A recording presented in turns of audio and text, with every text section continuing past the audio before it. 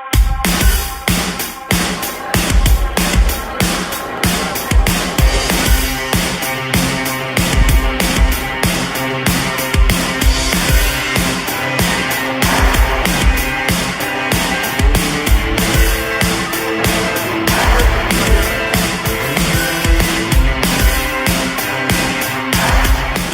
моя тема сегодня называется «Культура почтения».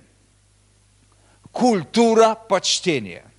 Когда вы откроете словарь, и вы узнаете, что такое слово «культура», то культура – это образ жизни или образ поведения, принятый в данном обществе. Это образ жизни или образ поведения, который принят в обществе.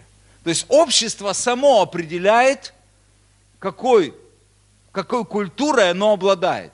Друзья, на самом деле культура присутствует везде. Слово «бескультурный», оно неуместно, друзья. Потому что есть культура, и отсутствие культуры – это все равно культура. Ты все равно как-то выражаешь себя, вы понимаете? Просто, может быть, твоя культура не соответствует той культуре, которая принята в обществе, но это твоя культура. Вы понимаете? Культура – это норма поведения, принятая и признанная в обществе. Понимаете, да?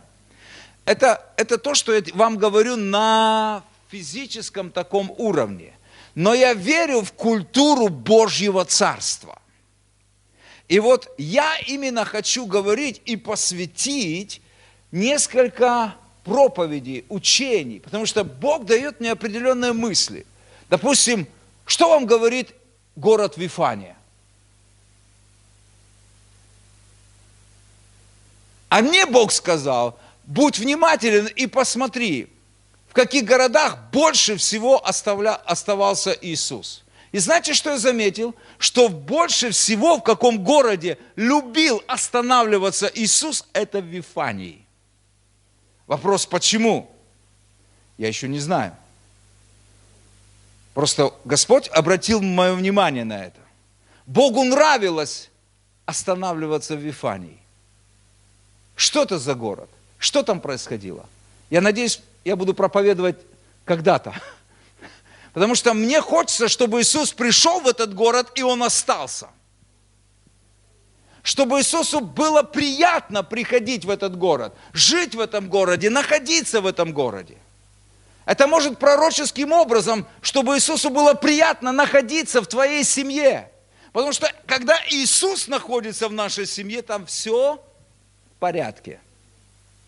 Не просто Иисус зашел в гости, ужаснулся от всего, что там увидел, говорит, да не, ребята, я пойду дальше. Вы понимаете? Я хочу, чтобы Иисусу было приятно в этой церкви. Чтобы Иисусу было нравиться приходить на наши собрания.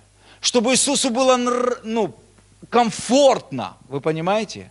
А для этого, друзья, нужно сделать то, что Его будет устраивать. Оказать Ему правильное почтение. Вы понимаете, что я вкладываю в этот смысл? Культура почтения. Культура почтения. Вообще слово «почтение» буквально означает, из словаря Ушакова, буквально означает глубокое уважение, испытываемое к кому, чему-нибудь. Глубокое уважение, испытываемое к кому, чему-нибудь. Аминь. Поэтому я хочу говорить о культуре почтения. Культура почтения – это культура Божьего Царства. Я хочу, чтобы мы были культурными людьми по отношению к Богу, по отношению к миру, по отношению к власти и по отношению друг к другу, друзья. Есть сферы, которые Бог четко говорит, что происходит, когда мы почитаем и когда мы не почитаем. Я скажу вам одну очень важную вещь, насколько это важно. То, что я увидел из Библии, и я вам скажу. Божья культура, вернее, культура почтения Божьего Царства приносит или благословение, если мы почитаем, или проклятие, если мы не почитаем. Это очень серьезно, друзья. Очень серьезно. Поэтому то, что я увидел, что культура почтения, она привлекает, если мы делаем то, что Богу нравится, потому что многие сегодня делают то, что им нравится. Они хотят Богу служить на своих условиях. Мы поклоняемся Богу так, как мы хотим. Мы жертвуем Богу так, как мы понимаем, так, как мы хотим, так, как нам удобно. Мы вообще Богу служим так, как мы хотим. Но есть культура, где Бог четко просто сказал, что ему нравится и на каких условиях он готов иметь сотрудничество с нами и приходить к нам, и быть вместе с нами. Поэтому я хочу быть благословенным человеком, и я хочу просто быть просвещенным в этой области, потому что я хочу, чтобы Иисус был Господом моей семьи, моих детей, моей жизни, моего тела, церкви, в городе. Я хочу, чтобы вся моя жизнь была окутана Его присутствием. И помните, я говорил, что присутствие и помазание – это не одно и то же. Потому что многие просто неправильно понимают и трактуют. Присутствие – это когда Бог присутствует. А помазание – это всегда действие, когда Бог начинает действовать. Но удивительно, что Бог никогда не начнет действовать, пока Он не начнет присутствовать. Это логично. Аминь? Логично. Поэтому мы также ликвидируем какую-то духовную безграмотность, и определенный ликбез у нас должен быть в церкви, чтобы мы были правильно научены, потому что сегодня спекулируют в теле Иисуса Христа относительно Божьего присутствия и Божьего помазания.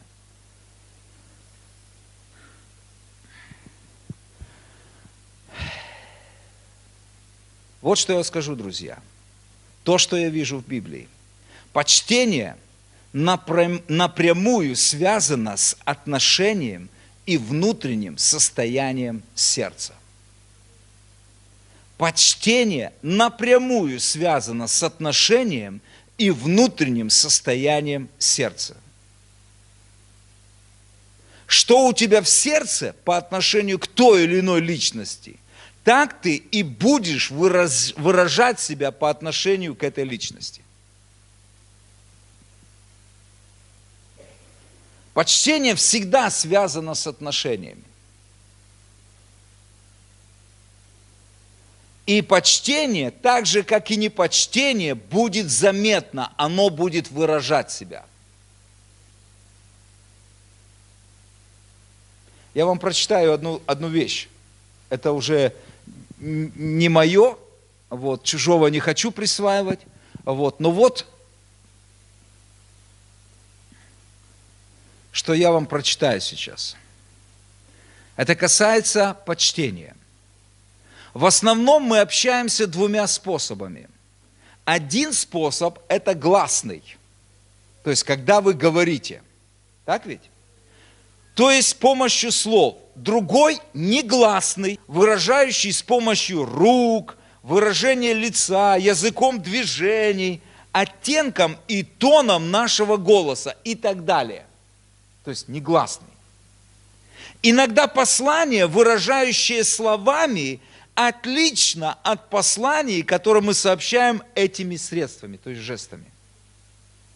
То есть ты можешь говорить все, что угодно, но если твои жесты и твое поведение говорит другое, то происходит конфликт. Вот что говорят ученые. Любой эксперт в этом деле скажет вам, что негласное послание по меньшей мере в 5 раз более эффективно, чем гласное послание. И если два послания противоположны друг другу, то воспринимающий человек всегда будет верить негласным средствам.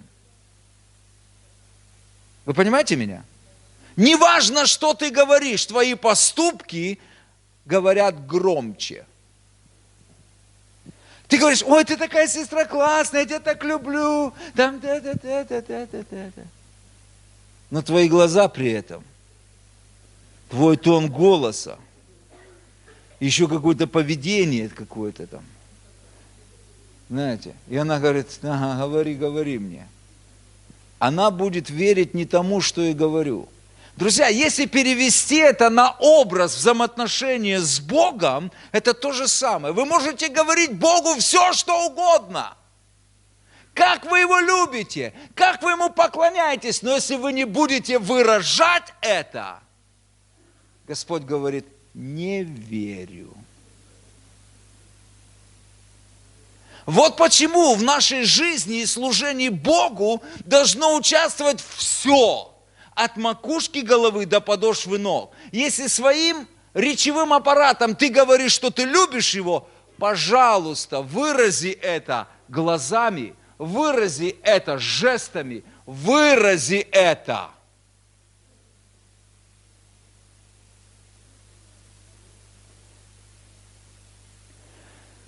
Библия говорит, что праведным прилично славословить Господа. Это культура почтения. И когда вы смотрите, как праведным прилично славить, так вы думаете, слушай, так я или неправедный, или я славлю неприлично. Вы здесь со мной? Друзья, послушайте меня очень внимательно. Мы должны научиться культуре поклонения Господу. И она прописана полностью в Библии. Если наше поклонение Богу не соответствует той культуре поклонения в Писании, значит, у нас неправильная культура поклонения.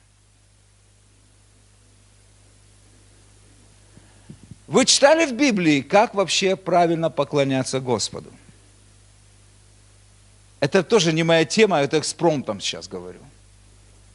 Наши корни, друзья, они еврейские. Первая церковь, она была еврейская. В первой церкви не было Нового Завета. Кто из вас знает об этом? Первая церковь, Новый Завет 227 году после Рождества Христова только появился. И весь Новый Завет Первой Церкви основывался на Торе, на псалмах и на пророках. Это был их Новый Завет. Мы думаем, неужели? Для нас, может, некоторых просто откровение. А как они верили вообще?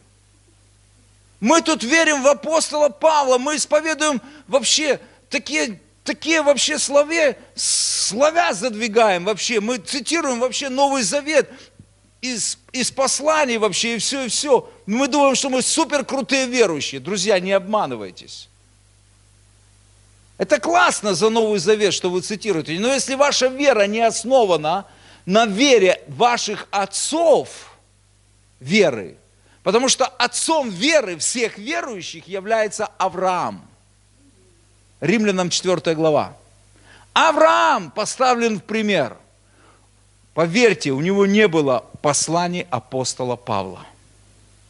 И Петра тоже. Иуды и богослова Иоанна. Но эта вера ставится нам в пример. И он назван отцом веры всех верующих в Бога.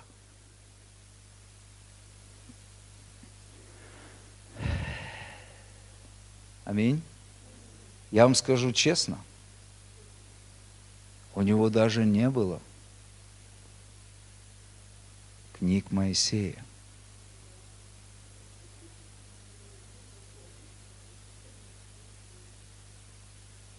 У него не было Торы. Пророков не было. Он не читал псалмы Давида. Но у него была вера, дай Бог каждому. И Бог назвал его другом. Какие близкие у них были отношения. Аминь. По поводу почтения. Можно я прочитаю еще раз вам то, что я прочитал вам? В основном мы общаемся двумя способами. Почему это важно, общение? Потому что почтение – это отношение. Почтение – это всегда отношение. А отношение выражается чем? Взаимоотношениями. Правильно? Общением выражается. Так ведь? Или нет?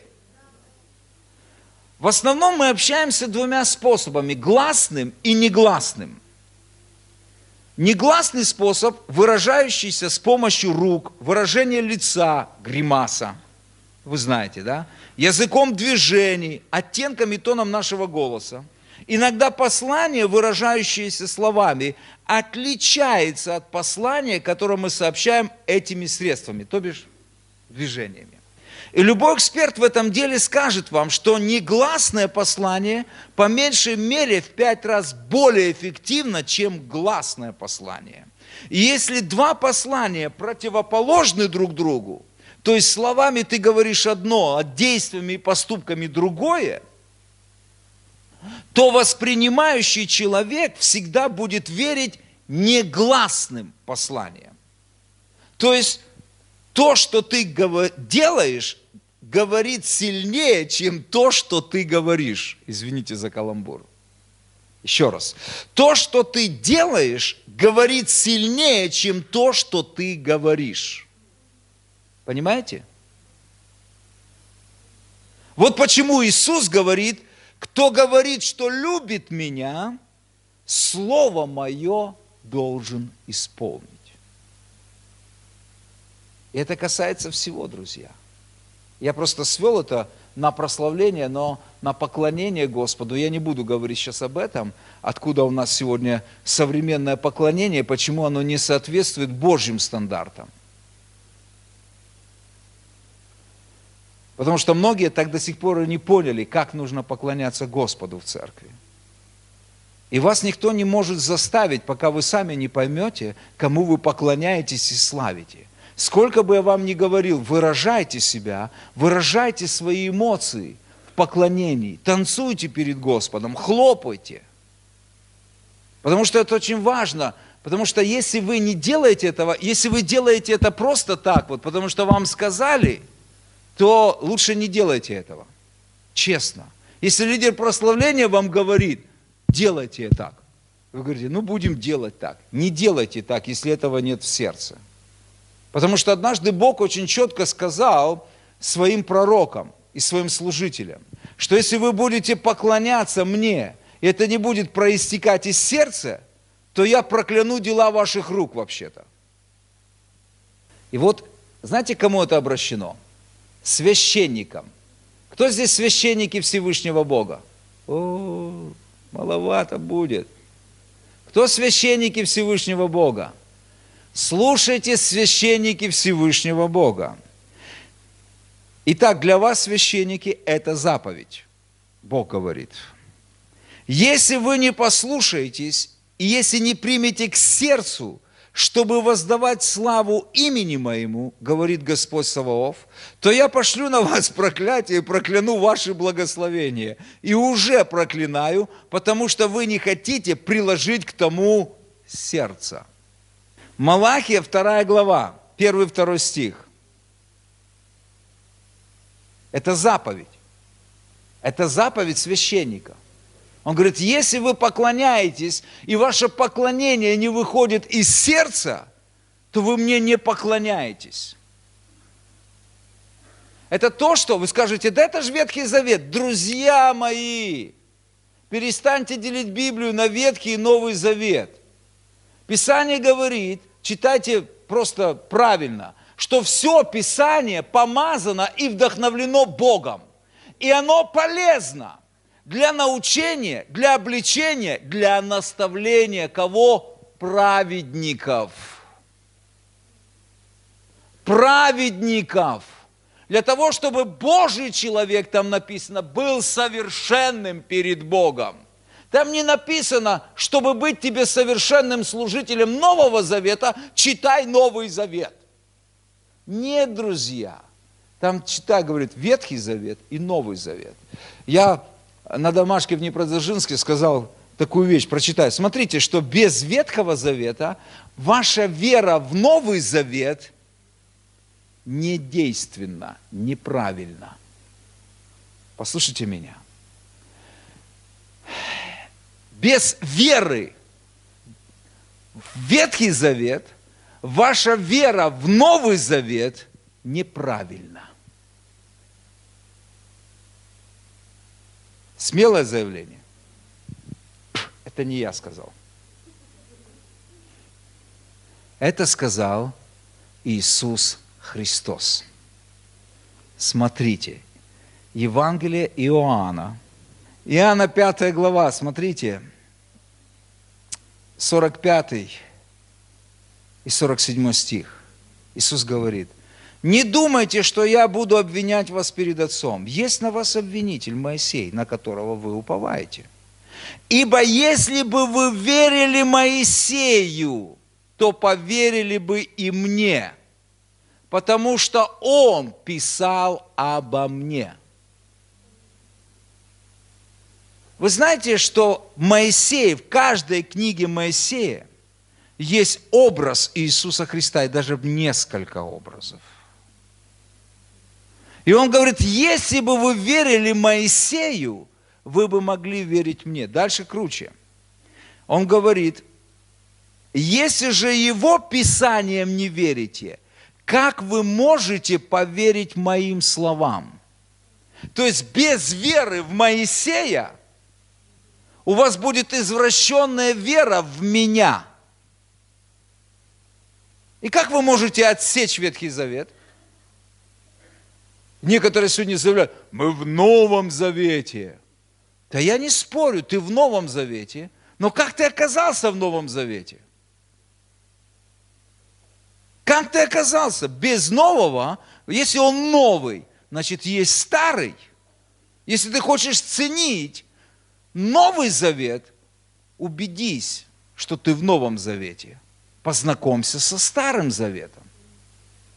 Потому что наша вера корнями уходит в бытие, друзья.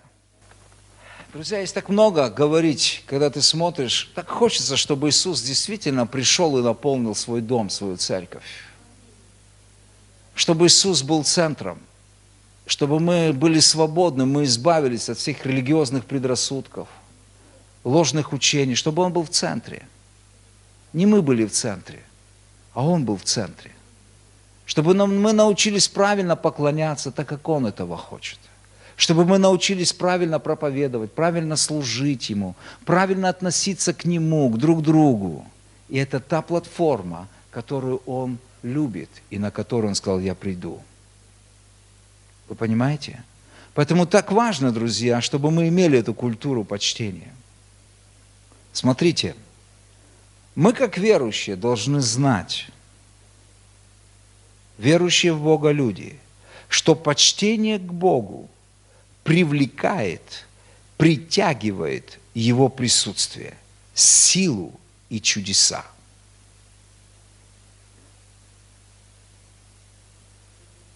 Почтение к Богу привлекает, притягивает Его присутствие, силу и чудеса. И почтение – это как раз то, что я говорил. Это отношение и это поведение, принятое в Царстве Божьем. Нам нужно вести себя так, как Бог хочет, чтобы мы вели себя. Аминь. А непочтение, наоборот, отталкивает Его присутствие, но привлекает Его гнев и высвобождает проклятие. Это серьезно. Псалом 2, можете не открывать, 12 стих. Бог говорит: почтите Сына. Почтите Сына, чтобы Он не прогневался. И чтобы вам не погибнуть в пути вашем. Ибо Его гнев возгорится вскоре. Блаженны все, уповающие на Него. Он говорит: почтите Сына. То есть там, где есть почтение, там есть благословение. Там, где есть непочтение к Богу, к Его Сыну, к Духу Святому, там не ждите, что что-то будет хорошее происходить в жизни. Я думаю, что это жизненно важный вопрос для нас, верующих, для Церкви Иисуса Христа. Культура почтения. Я сегодня закладываю всего лишь основание для того, чему я буду говорить. Того в последующем. О культуре поклонения, о культуре жертвенности. Потому что сегодня так много говорят о разных вещах в церкви.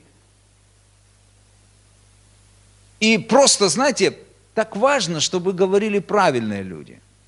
Когда евангелист учит, есть опасность попасть в ересь. Евангелист не призван учить церковь. Вы слышите? Пророк не призван учить церковь.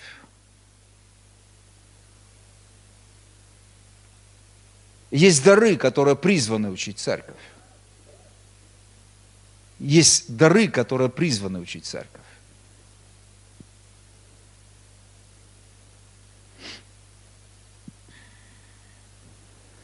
Не всякий пастор является учителем. Вот поэтому есть учитель в церкви, есть апостол в церкви.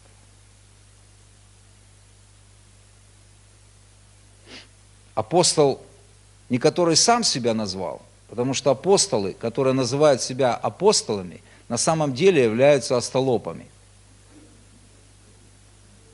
Извините за это выражение, но я устал просто от апостольства, неправильного апостольства. Когда люди рисуют себе регалии, и им поклоняются. Апостол, апостол, апостол. Если ты признан другими апостолами, и ты высвобожден в служение другими апостолами, которые стоят над тобой, тогда ты апостол. А если тебя никто не признает, кроме тебя самого, и людей, на которых ты имеешь влияние, то ты не апостол.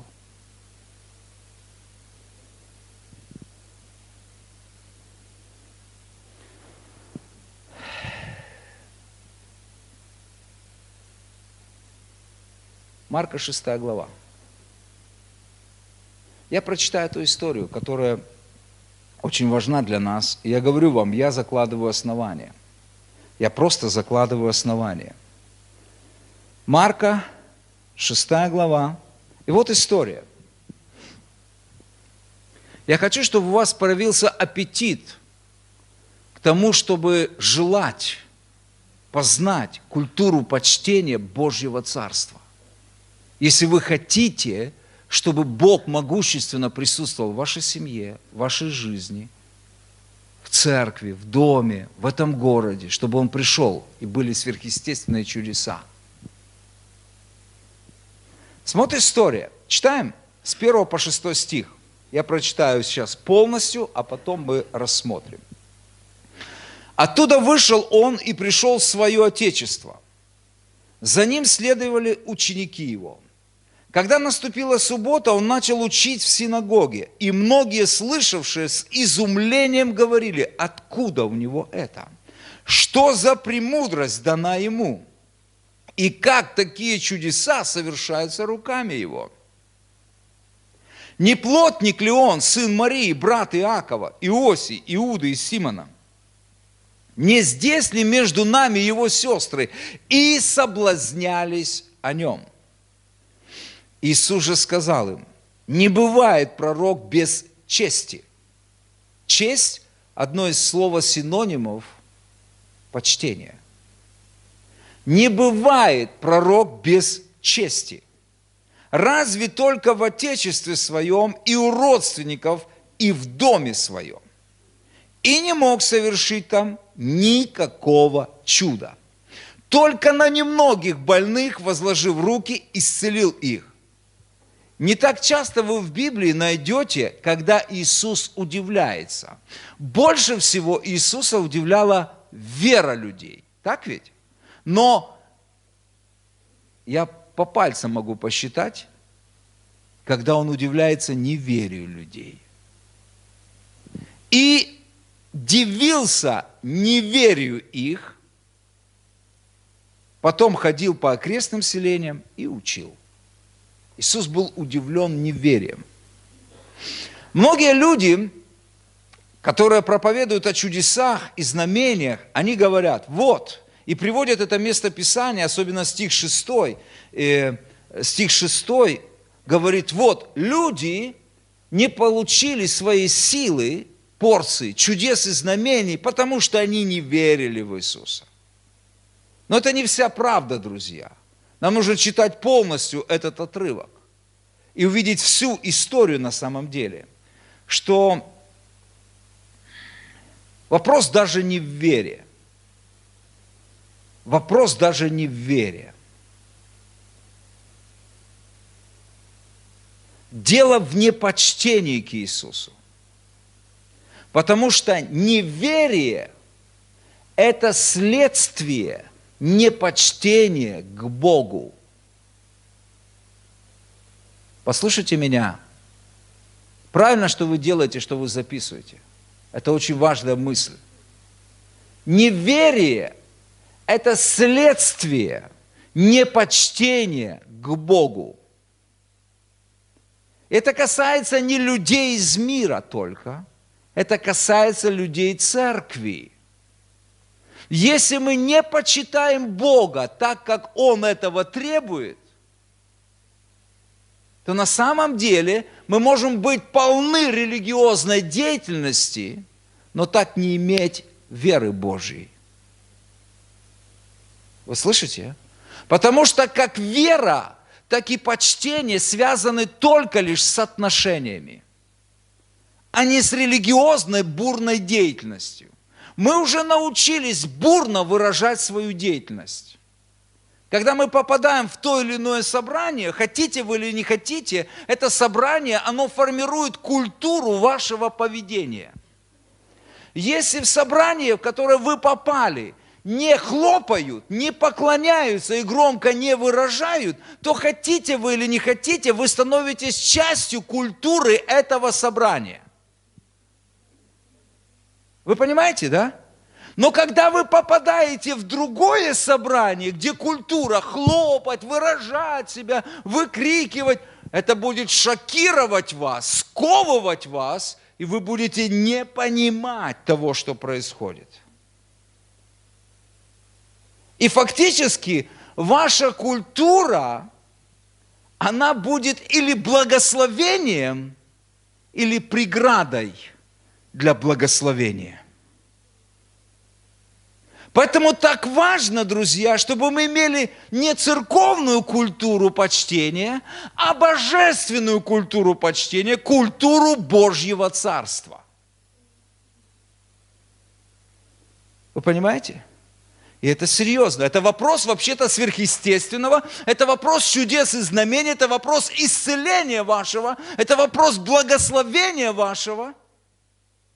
Вы понимаете? И я считаю, это важно.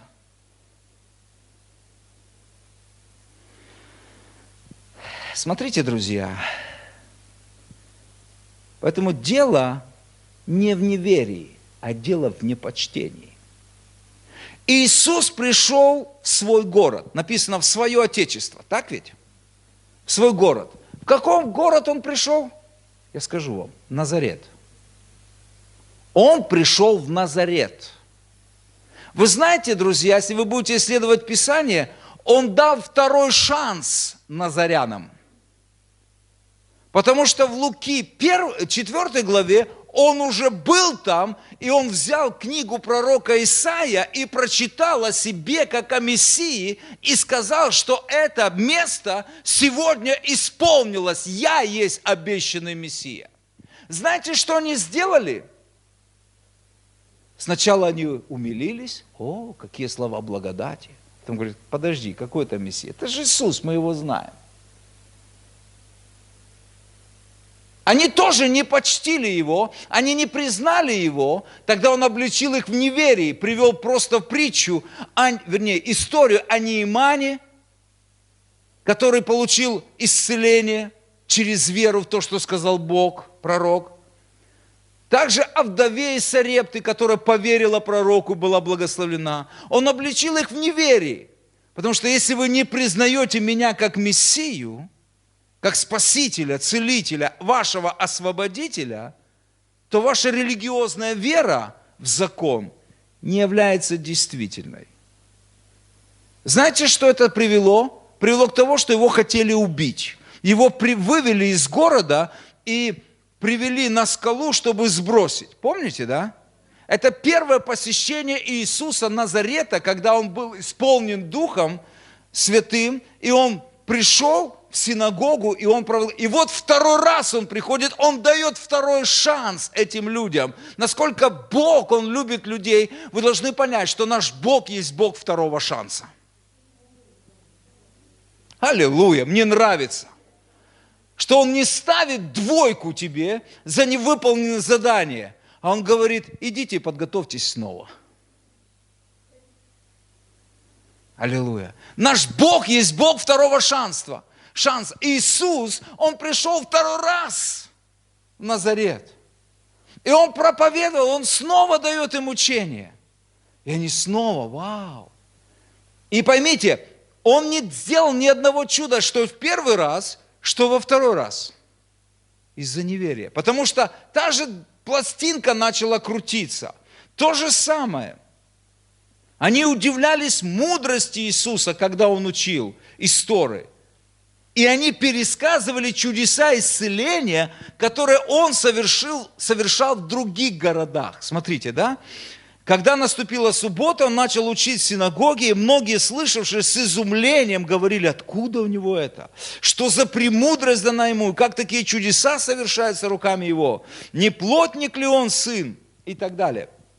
То есть, смотрите, они пересказывали, то есть мы можем говорить о чудесах, которые Бог сотворяет в Нигерии, где Бог сотворяет в Америке, где Бог сотворяет в каких-то других местах. Вопрос, что Он не двигается у тебя дома?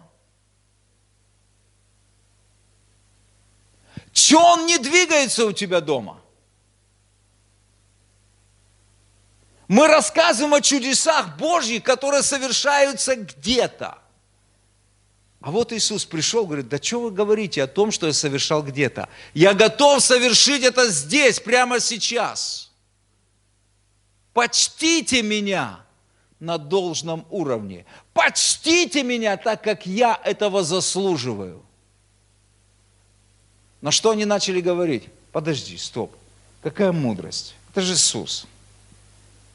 Он рос, мы его с такого вот помним. Его братья и сестры с нами, он же плотничает. Он мне двери делал.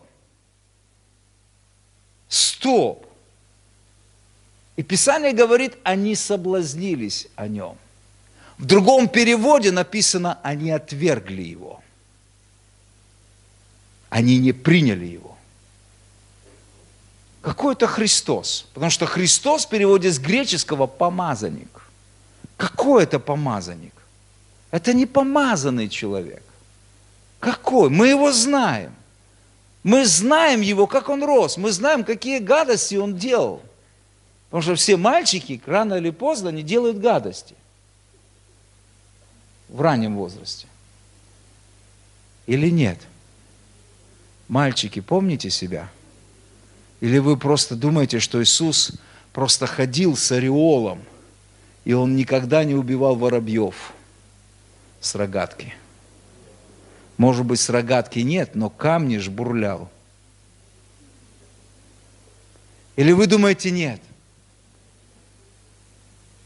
И никогда не думал, Лена, да, что Иисус был таким? Даже вообще.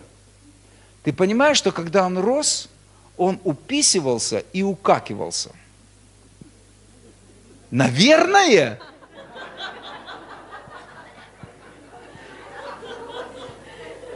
Мы себе представить не можем, что Иисус был таким.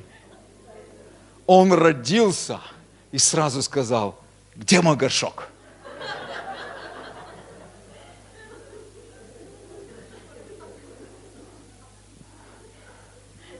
Вы представляете, насколько мы просто сами в своих сердцах, насколько мы нарисовали образ Иисуса, и мы думаем, Он недосягаем для нас.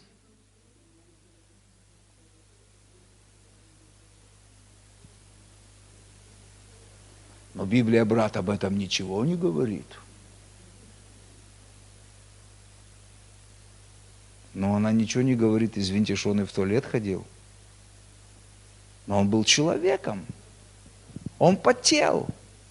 Он был нормальным человеком. Он был хорошим мужчиной. Он был мужиком. Мы даже не думаем в это. Ты что, об этом нельзя думать. Иисус святой. Поэтому эти люди думали настолько приземленно, не так, как мы. У нас другая крайность. У нас другая крайность. Поэтому мы даже боимся как-нибудь достичь уровня Иисуса. Но это же был Иисус, уровня Иисуса. Это Он исцелял, это Он воскрешал. Я еще не такой, как Иисус. Я не волшебник, я только учусь.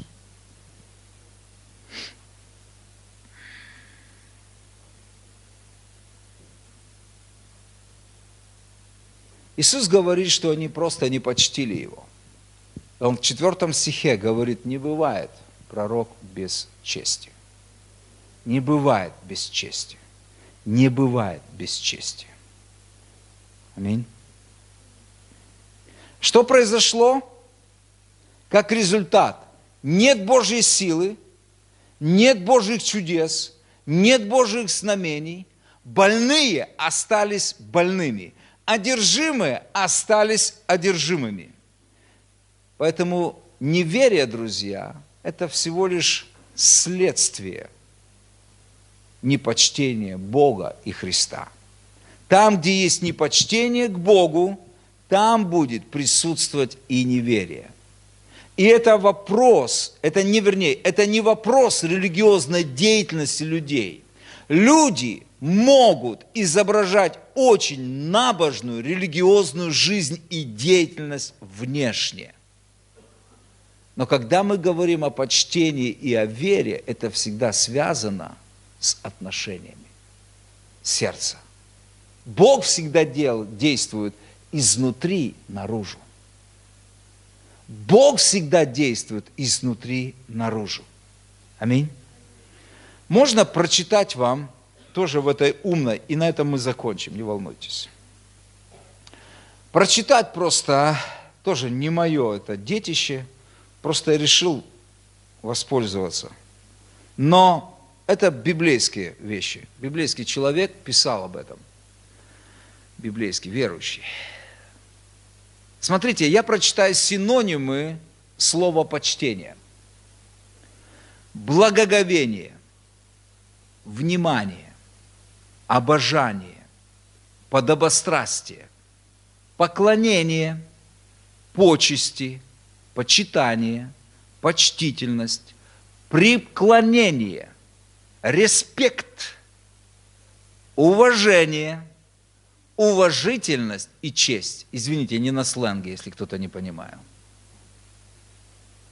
Благоговение, внимание. Если ты почитаешь, то ты обращаешь все внимание на того, кого ты почитаешь. Я сам неоднократно грешил, и я думаю, что вы тоже грешили. И если я кого-то обидел, простите меня, если бы это было. Я хочу исправиться. Беседуя с человеком, вдруг ты начинаешь смотреть поверх него. Тебя не очень интересует он. Тебя интересует другой человек, который проходит за ним. И когда он тебе что-то рассказывает, а ты поверх него там, да, вроде как слушаешь, но твое внимание рассеяно, знаете что? И человек чувствует это, и он понимает, что он не является в центре. И тогда ему даже не хочется больше говорить ничего тебе. Потому что ты на самом деле выказываешь непочтение по отношению к нему. Поэтому один из образов проявления почтения – это когда ты устремляешь все внимание на него. Если вы возьмете поклонение, время прославления поклонения, на ком ваше внимание? На братьях, на сестрах, которые как поклоняются. Вот двери открылись, кто-то прошел с детьми, то другое. И вы замечаете, что а мы-то руки держим, слова повторяем, и наша голова, то есть на 380. И мы все замечаем, думаем о другом, слова поклоняемся. Что это, друзья? Непочтение. Кому? К Богу.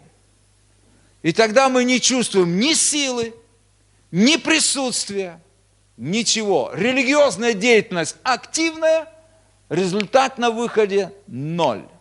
Потому что мы смотрим поверх Бога. Вот почему я прочитал это место Писания в Малахии, где Бог говорит священникам, если вы не прилагаете свое сердце к поклонению, я даже заберу ваше благословение. И многие люди, приходя в церковь, на самом деле, могут не приобрести а потерять. Вау! Я пришел за благословением, а унес домой кучу негативных вещей. Как вы думаете, это серьезно то, о чем я говорю? Интересная тема. Очень интересная тема. И я верю, что Господь дает мне говорить об этом, чтобы научить нас, потому что я ревную о Божьей славе. Я ревную. И поэтому я верю, что Господь нас будет учить в этом. Благоговение, внимание, обожание, подобострастие, поклонение, почести, почитание, почтительность, преклонение, респект, уважение, уважительность, честь. Это все синонимы слова почтения. Давайте я прочитаю 4 пункта, очень коротких, относительно, как выражается почтение, негласно. Негласно. Хорошо? Потому что гласно мы все научились. И приветствоваться, и здороваться, и говорить, как ты прекрасно выглядишь, и как я тебя люблю, брат, и будь благословен, и так далее, и так далее, и так далее.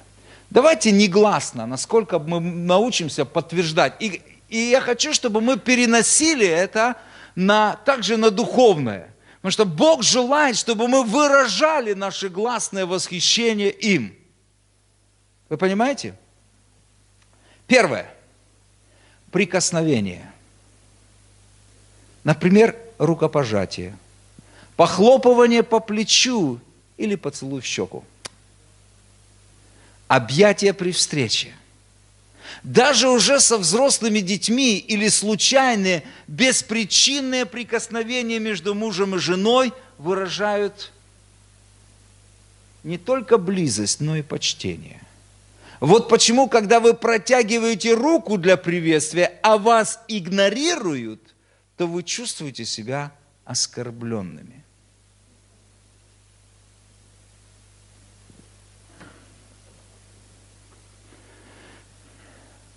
Есть? Я потом еще буду возвращаться к этим пунктам, хорошо? Потому что когда я начну говорить о почтении друг другу, они пригодятся нам. Да? Но сейчас я хочу просто заложить основание, чтобы мы по отношению к Богу Бог желает, чтобы мы прикасались к Нему. А знаете, как прикасаться к Богу? Руки поднять к Нему. Это выражение почтения. Вы понимаете? Когда Иисус, вот один из важных переводов на греческом, когда Иисус говорит, что Царство Божье приблизилось, Он буквально это означает, что Царство Божье на расстоянии вытянутой руки от вас. Это значит, дает нам буквально, что ты должен взять это царство, протянуть свои руки. Это твоя ответственность.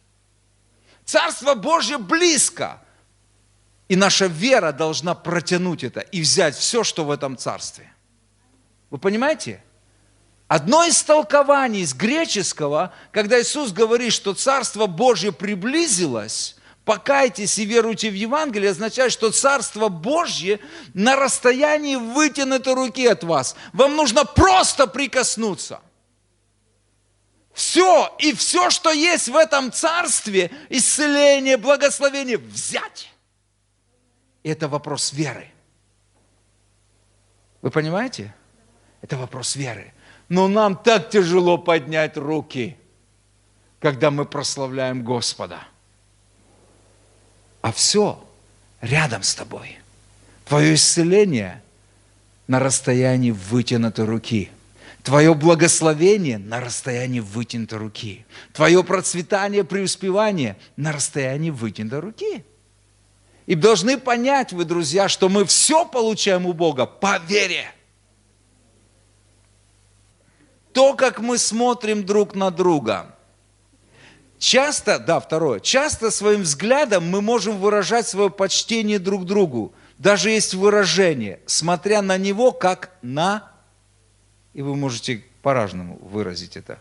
Как на что вы смотрите. Как на хорошее или как на плохое. Аминь. Что само по себе является оценкой. Как ты смотришь на человека? Как ты смотришь? Твои глаза, они выражают это. Аминь. То, что нам труднее всего контролировать в себе, это тон нашего голоса и наш взгляд. Заметили? Когда нервы на пределе, металл в голосе становится металличней. Металличней. Ну, металлистический, да? Если мы презираем кого-нибудь, это выразится в наших глазах. Если он мне не нравится, то мои глаза передадут весь холод отношения. За что, да? Если мы любим и восхищаемся или уважаем кого-то, то это также будет выражаться нашим взглядом. Если ты любишь Господа и ты поклоняешься Ему, как будет выглядеть твое лицо? А? Братья и сестры, если ты любишь и ты выражаешь почтение, твои глаза будут... Гиперболоид инженера Гарина отдыхает просто. Ты будешь всю тьму просто. Аминь. Ты будешь светиться. Аминь. Аллилуйя. Иисус сказал, светильник для тела есть око. Матфея 6:22. По-русски глаз меня исправляют. Поэтому выражение нашего разума и нашего сердца, безусловно, выразится в наших глазах. Согласны? Выражение нашего разума и нашего сердца будет выражаться через наши глаза. Я сейчас чувствую ваши глаза.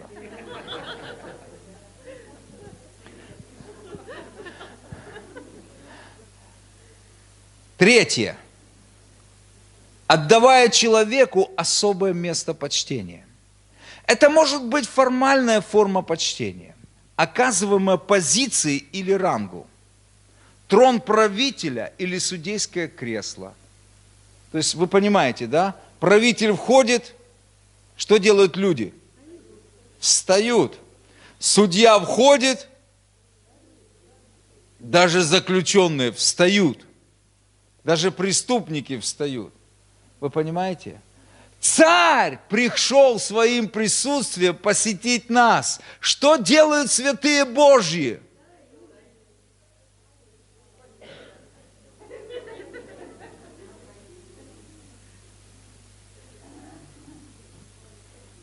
Если вы физически здоровы, то я рекомендую вам стоять на прославлении. Угу.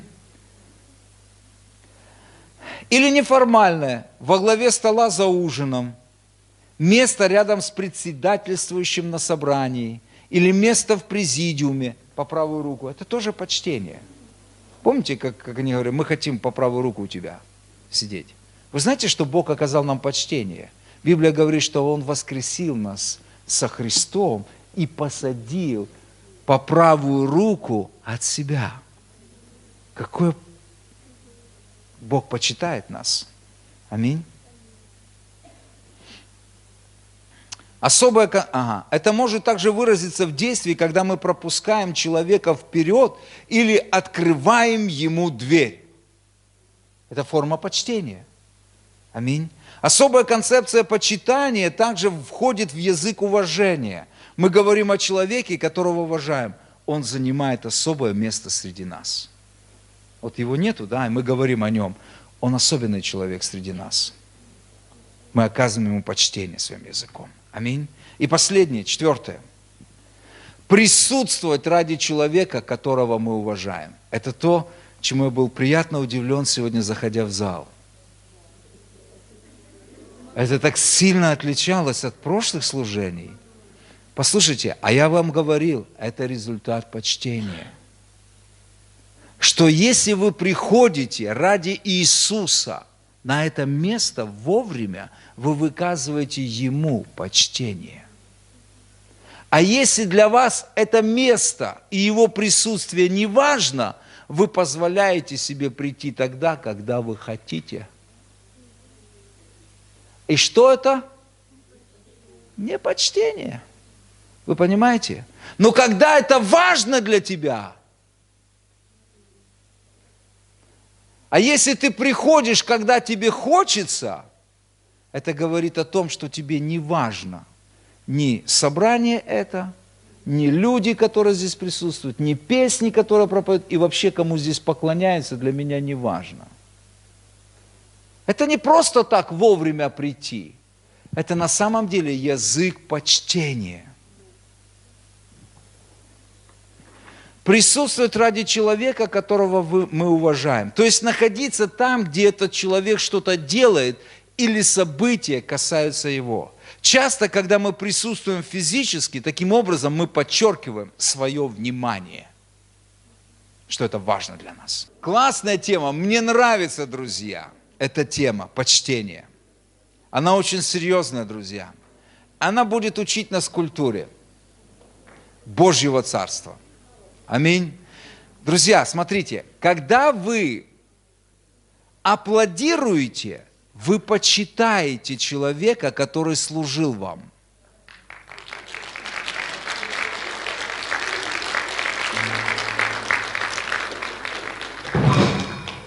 Вот это тоже классно делать. Я хочу, друзья, это правильно. Это не значит, что мы там, он гордый, возгордится. Ты уже, если так говоришь, то ты вообще, культура твоя ниже плинтуса. Это нормально почитать людей. Когда приедут к нам гости, почтим их. Вообще, когда кто-то выходит и служит нам нужно почитать их. Вы понимаете? Поэтому не забывайте, когда кто-то отпроповедовал, отслужил, почтите его. Просто почтите. Это не обязательно меня, то есть вы понимаете, кто здесь стоит за этой кафедрой. Почитайте. Почитайте. Аминь. Хорошо? Извините, что я вас учу таким элементарным вещам. Но мы же дети Божьи, кто-то должен учить детей, правильно? Аллилуйя. Господь, спасибо Тебе за это время. Спасибо Тебе за Твою мудрость. Спасибо Тебе, Господь, за Твою благость. Мы на самом деле желаем больше Тебя в нашей жизни. Мы желаем больше Твоего присутствия. Мы хотим привлечь Твое внимание к нам. Мы хотим на самом деле, чтобы Твои чудеса, Твоя сила, Твоя мудрость, Твое присутствие, слава захватила нас, Господь. Мы желаем, Отец, мы желаем нравиться Тебе, Господь. Мы желаем, чтобы Ты приходил на наше собрание, чтобы Ты приходил в наш город и изменял наш город, Господь, через каждого из нас. Учи нас, вразумляй, Господь. Мы почитаем Тебя, и мы желаем это делать не только своими словами.